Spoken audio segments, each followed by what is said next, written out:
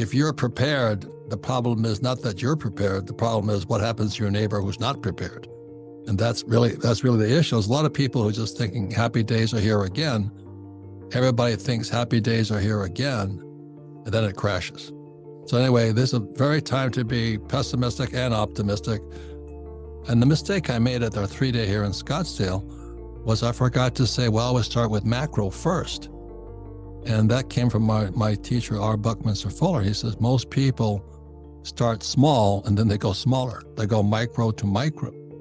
And the mistake I made is that I started macro as best I could. And a lot of people say, I didn't come from the macro, I went from the micro.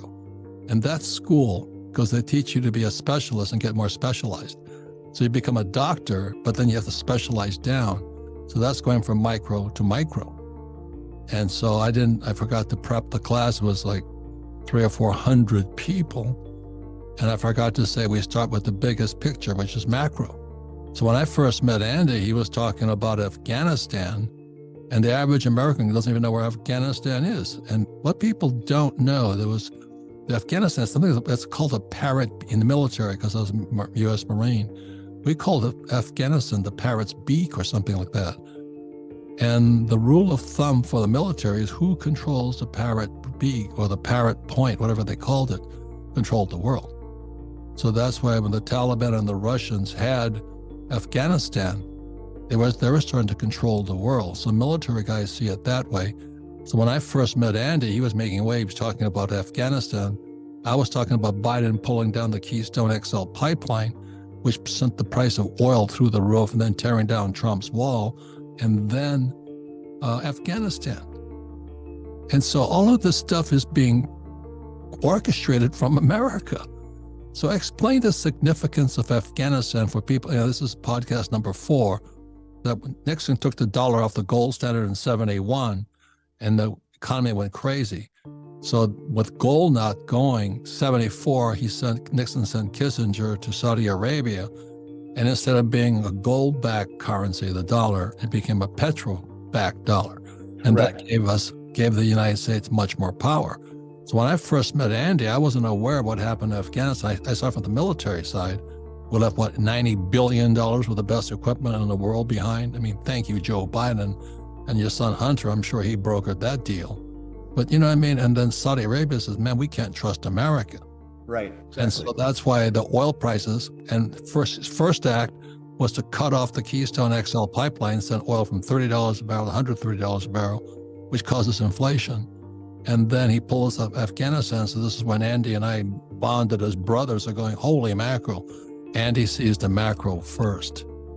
And then Saudi Arabia says, we're out of it. So they joined the BRICS, which is Brazil, Russia, India, China, South Africa. Then it became Brazil, Russia, India, China, South Africa, Saudi Arabia, and using the US dollar as the reserve currency of the world.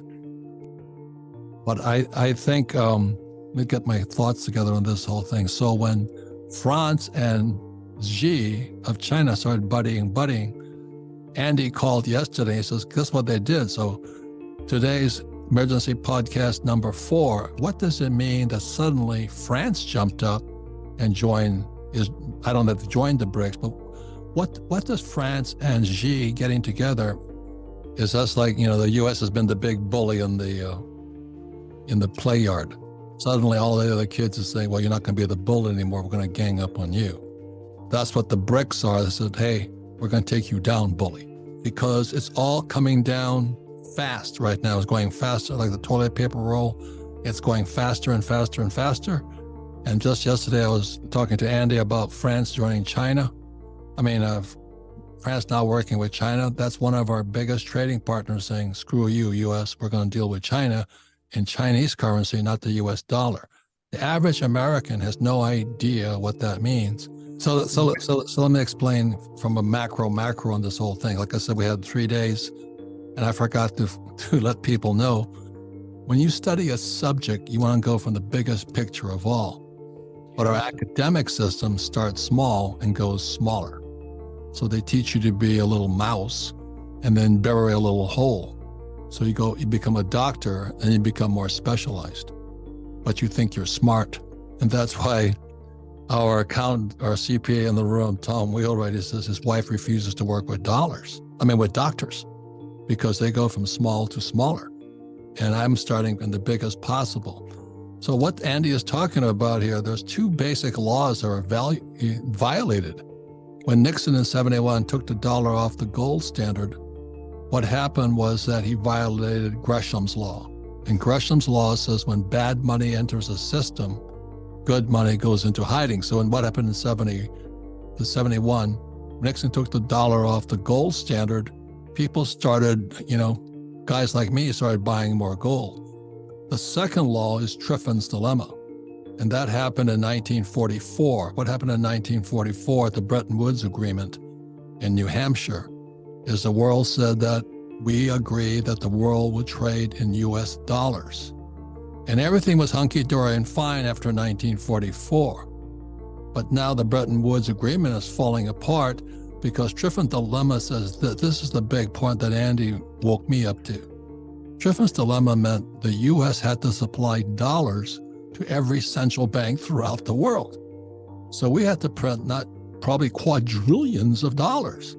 And what happens is when the playground bully, the US, and the BRICS nations gang up against the bully, they say, take your dollars back. Mm-hmm. And when those dollars come roaring back into America, we have a thing called hyperinflation. And every time there's hyperinflation, guess what happens? Dictators arise. Yep. And when dictators arise, the murder starts. So Andy gave me one of my precious gifts is every year, it's like those posters hanging behind him, was executive order. An executive order we talked about, we had General Jack Bergman at our 3-day in Scottsdale. An executive order, he's a congressman now. He and I were both pilots in the Marine Corps. He became a 3-star general. Now he's a congressman. What an executive order means, it's a dictatorship. You don't need the Congress or the Senate to change anything. They just EO it, executive order it. So now we're a dictator. And please see what I'm saying. That's when the murdering starts. There was a woman there, I didn't have a chance to bring her up, but she's from Laos, she's from Cambodia. And she saw her sister raped and murdered by Pol Pot. But that's what happens when the economy crashes. So Triffin's dilemma violates the Bretton Woods 1944, and trillions of dollars will come floating back across America and we haven't seen inflation yet. Small ebook, big impact, The Wealth Tree. The only 4 ways that will make you financially free forever. Download it here for free.